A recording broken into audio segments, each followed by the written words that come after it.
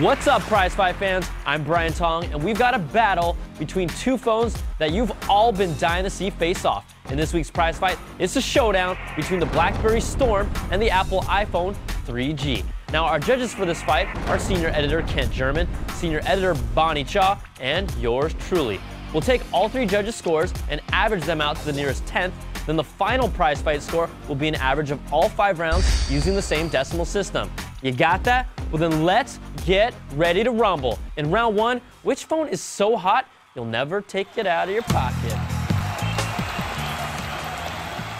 Without a doubt, this is BlackBerry's sexiest phone to date with its full screen and sleek design. The iPhone 3G is still the prom queen, and can you show me a phone that's hotter? I didn't think so. The Storm gets a 3.7 and the iPhone 3G gets a 4.3. Next round is navigation. The Storm's SurePress click screen is a unique idea, but its execution falls a little short. Now when you type, you have to wait for the click screen after each press to type the next letter. It completely slows down any texting, which is maddening, and on top of that, the keyboard kind of feels cramped. The biggest is jumping through the OS. It's slow, and even after the firmware update, there are still some graphical bugs. The iPhone's touchscreen isn't for everyone, but you don't need a manual for it. Navigating is snappy, and jumping into the apps are smooth. You will encounter a crashed app once in a while, but its speed and ease of use shine in this round. The iPhone 3G gets a 4.7, and the Storm gets hit hard with a 2.7. After averaging 2 rounds, the iPhone leads 4.5 to 3.2, and that's a huge gap already. Next up is features. There's no Wi-Fi on the Storm, but it has stereo Bluetooth. You're getting a full GPS solution, the messaging capabilities that BlackBerry users expect, and the basic features we keep beating on the iPhone for not having. Plus, their App Store will be coming around spring 2009. Now, the iPhone 3G has Wi-Fi, and the App Store has taken on a life of its own. But it's been over a year, and the iPhone still doesn't have basics like multimedia messaging, voice command, and video recording.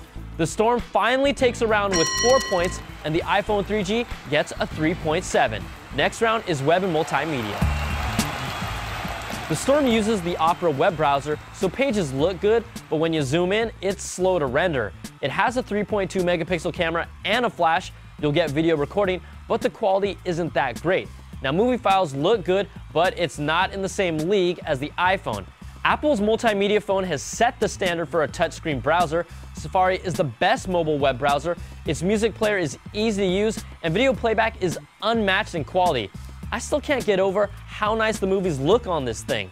The iPhone 3G lands another blow, taking this round 4.7 to 3.3.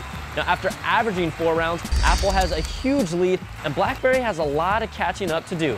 The final round that decides it all is call quality and performance. The Storm sounds great on the Verizon network, but the weather report reads slow-moving storm. Don't believe the TV ads. Getting around this device is slow, and it hurts it from reaching its potential.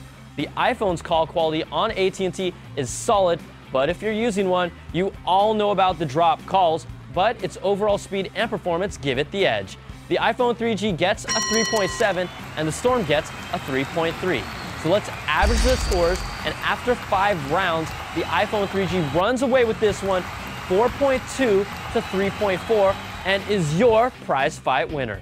The Storm is still the new kid on the block, but it needs to go back to the basics and get this phone up to speed before it has a real chance with competing with the iPhone. I'm Brian Tong. Thanks for watching, and we'll catch you guys next time on another prize fight. Whoop-ah!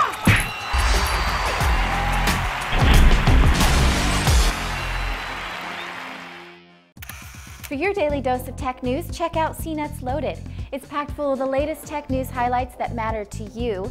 Find out the latest gadgets or the coolest gizmos, all that and more Monday through Thursday at cnet.com/loaded.